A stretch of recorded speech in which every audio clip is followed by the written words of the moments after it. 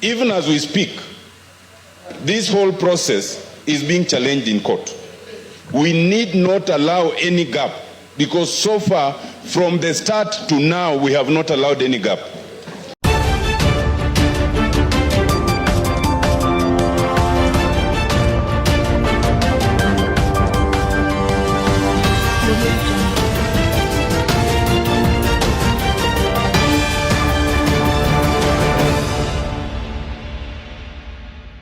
Yes, it is now very clear that the state wanted Rigathi Gachagua to go as soon as yesterday. After impeaching Deputy President Rigathi Gachagua, very many people came out to say that the new Deputy President is supposed to be sworn in. Among those members is Otiende Omollo. Some people call him senior counsel, but I call him a fake lawyer. Do you know why? Normally there's people in the opposition who show themselves as holier than thee. When it came to this situation, you clearly see as to why God has always been on the people's side by not bringing them in government. Because even in being in the opposition, they are the first people who are abusing the constitution if they come near power. A clear example is Otiende Omollo. Otiende Omollo came out to ask Parliament to pass Rigathi Gachagua as quickly as possible so that they don't get encounters from the constitution. One would ordinarily think that a person with the stature of Otiende Omollo would come out to call for sanity when it comes for Kithure Kindiki being the deputy president. So in this episode, I've come to talk about why Otiende Omollo came out to ask Parliament to do this as soon as possible, what it means for our politics, and most importantly, the study materials we can learn from the politics of our nation. But before I do this, I want to know that if you're new to this channel, please subscribe. If geopolitics and economics is what you want, this will be definitely the right channel for you to subscribe to.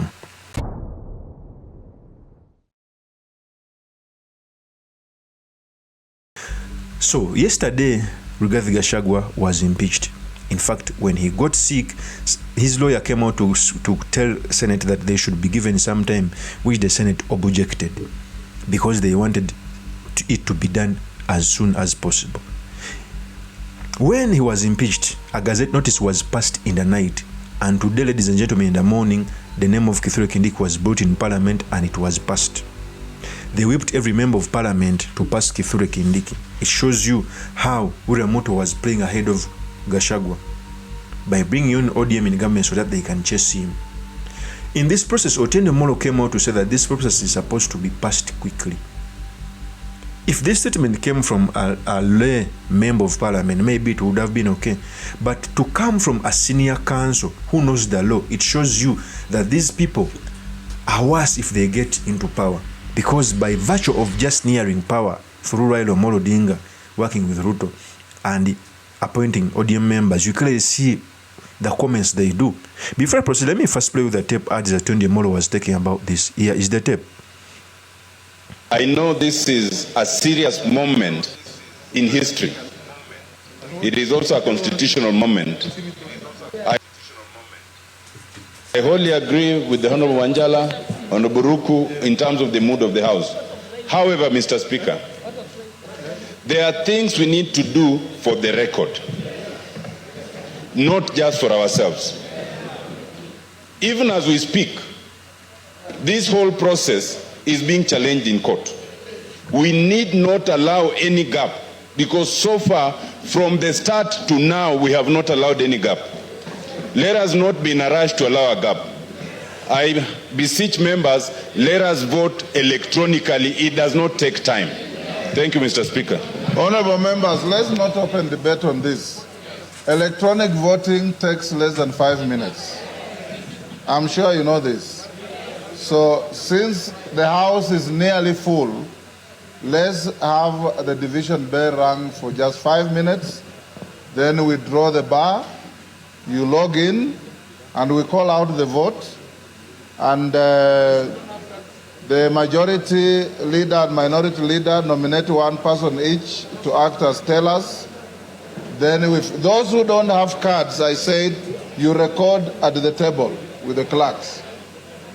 So that was Otiende Omollo. He asked Parliament to vote electronically because there are things are going to be challenged in court.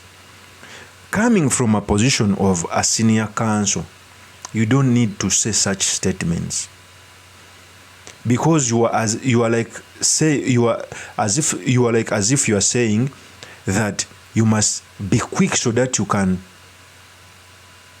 the law doesn't catch out with you. A senior counsel must always follow the law, even if it was supposed to take a long time, for as long as it follows the Constitution. So it is unfortunate that the people who are on the forefront of fighting the Deputy President Rigathi Gachagua are coming from ODM. And I know for sure these people, if we are given a chance to impeach Ruto, they will do the same, because they don't have that love for the government. You know, if you hunt something by yourself, you really love it. Okay?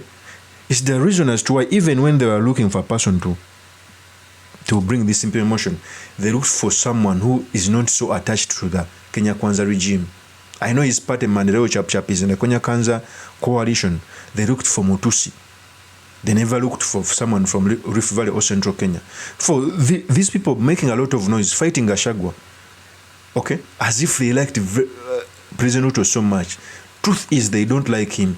If there is a crack in the door to take Uriamoto home, these people will be on the forefront. I felt like crying when I saw Orengo and Otiende Omollo being brought up to cross-examine Gachagua. Can you imagine? The people who fought Uriamoto to the tooth, now they are being used.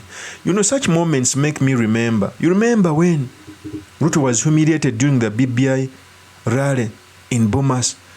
Orengo, Junet Muhammad were the one prosecuting him. Now he's joining hands with those people who don't like him, by the way, to chase his deputy. That was wrong. And people chasing Gachagua think that they have won. Truth is, they have won in a short term.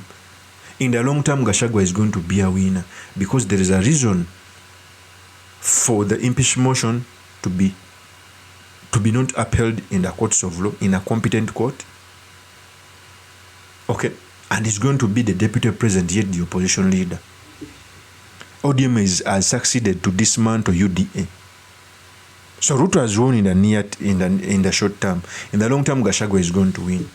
What pains me more, at least I would have seen people from the UDA on the forefront of fighting Gachagua, not those in the opposition. Okay? That's why even when I'm talking about Ichungwa, at least for him, he was in the trenches to fight for this government. He has all the right. But people like Senior Counsel Otinde Omollo, who hide themselves in the law, coming out, okay, to call out the Senate or the National Assembly to do whatever they do because they want Gachagua out. A person they know is the greatest defender of President William Ruto. Because in the Kenya Kwanza government, like it or not, Gachagua has been the greatest defender of Ruto. To an extent that even some of his speeches were used against him in the National Assembly in a bid to protect Ruto from ODM. So these lawyers just hide themselves in the law when they don't have something to get in something. But actually, if they're in, God forbid, if they come in power, they will be the worst. Of course, that's my opinion. Do me a comments by commenting about this. Thank you very much for listening in. If this is your first time on this YouTube channel, I implore you to subscribe, like, and comment so that I can be motivated to do more of such videos. I'll see you on another one. Peace.